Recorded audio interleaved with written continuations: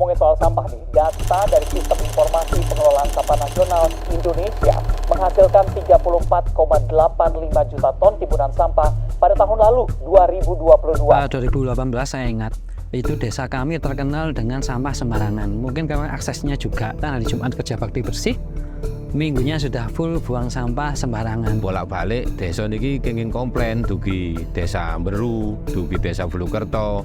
Perkara sampah kok dibucal ten lepen, ten sungai, ten jurang niku wau. Lalu pas banjir lah niku mesti mandape ten ngandap. Ya namanya buang sampah sembarangan di pinggir sungai dan sampahnya campur. Kalau banjir dikit musim hujan, Sumbergondo itu sampahnya dari sungai ke desa sebelah. Di 2023 kemarin, bulan kemarin adalah TPA Lekung ditutup. Wah, itu saya dengar itu sepertinya seperti mesin waktu. Secara umum, ketika TPA Telkung ini yang menjadi satu-satunya tempat pembuangan akhir sampah dari seluruh Kota Batu, ketika ditutup dengan tiba-tiba ini menjadi sebuah suatu hal yang mengejutkan. Saudara, Dinas Lingkungan Hidup Kota Batu secara resmi menutup tempat pembuangan akhir TPA Telkung. Penutupan ini dilakukan setelah adanya kesepakatan bersama warga Telkung yang sejak lama mengeluhkan bau sampah. 5 tahun kemarin gerak sampah dan kemarin TPA Telkung ditutup. Kebetulan kita Sumbergondo satu-satunya desa yang sudah 5 tahun nggak setor sampah ke TPA. Moga-moga ini berkah buat lingkungan khususnya desa saya sendiri, desa Sumbergondo itu aja. Alhamdulillah, Sumbergondo terkait dengan ditutupnya TPA Telkung tidak begitu berdampak bagi desa Sumbergondo karena sebelumnya desa Sumbergondo sudah melakukan pengelolaan sampah secara mandiri. Ngurusi sampah ini apa dulu? Pasti banyak jawaban adalah pengelolaan sampah dari rumah, dari bank sampah atau milah sampah dari rumah. Ayo bikin pupuk dan sebagainya. Menurut saya Mbak, kalau warga bisa bikin pupuk dari rumah, kalau tetap buang sampah sembarangan tetap masalahnya di sungai. Gimana sih kita mengatasi masalah di hilirnya dulu?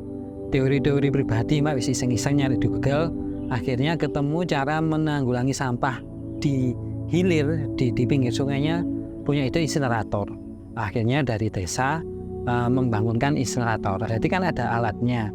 Gimana caranya sampah ini bisa kebawa ke insinerator? Kebetulannya di pengurus BUMDes langsung pengajuan roda 3. Kita langsung terjun ke pengangkutan sampahnya. Nama saya Sawari, umur saya masih 21 tahun dan tinggal di Sumbergondo. Hampir 2 tahun lah saya di bank sampah sama di sampah ngelola itu. Awal mulanya saya itu kan lulusan sekolah, itu masih jualan bakso, terus sama pemudanya Sumbergondo saya ditawari untuk mengelola sampah pada awal tahun 2021. Itu awal dunia hidup. Ya harus keliling nyari RT, Pak RT yang orangnya masih muda yang bisa ajak ngobrol. Kami punya gagasan pengangkutan sampah ini Mas. Dulu RT pertama adanya Mbah Widodo namanya. Ayo tolong diberi contoh di RT jenengan. Kita kasih tong sampah, sampahnya kita ambil 2 minggu, 2 kali seminggu. Kula kali warga kula niku rundingan riyen. Wonten gagasan dugi BUMDes niki kajenge ndamel insinerator. Lah niku pembakaran sampah niku wau. Kok langsung remen ten mriku niku perkarane niki jangka ke panjang untuk ke depan niku sae.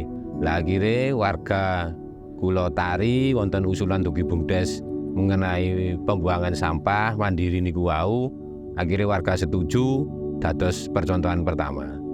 Bulan keempat April 2019 saya ingat, alhamdulillah semua RT hampir 90% warga Sumbergondo mau ikut pengangkutan sampah yang dikelola oleh BUMDes. Kami selalu berinovasi untuk memperbaiki masalah sampah yang ada di Sumbergondo karena kami sadar kami belum bebas sampah.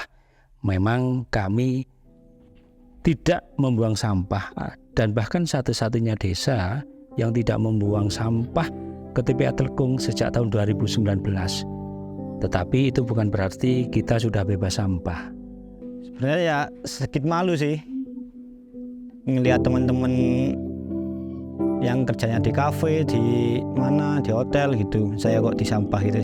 Sebenarnya malu. Cuma ya gimana kalau bukan saya atau teman-teman yang mengajak ya, gak ada lagi anak muda bener. Tak biarin aja wis.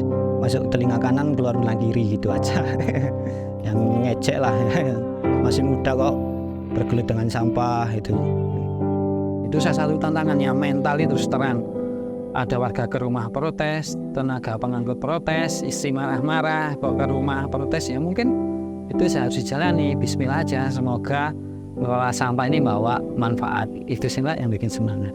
Iya, lebih bersih dan elok dipandang.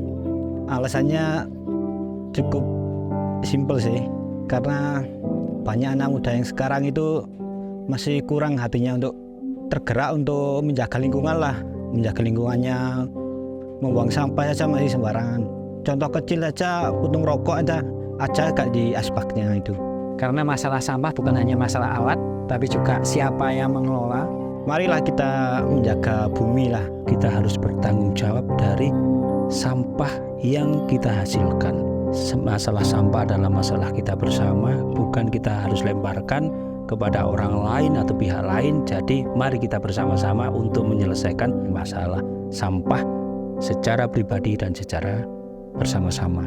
Siapakah kita ini manusia yang dalam diam riuh, ragu dan tak mampu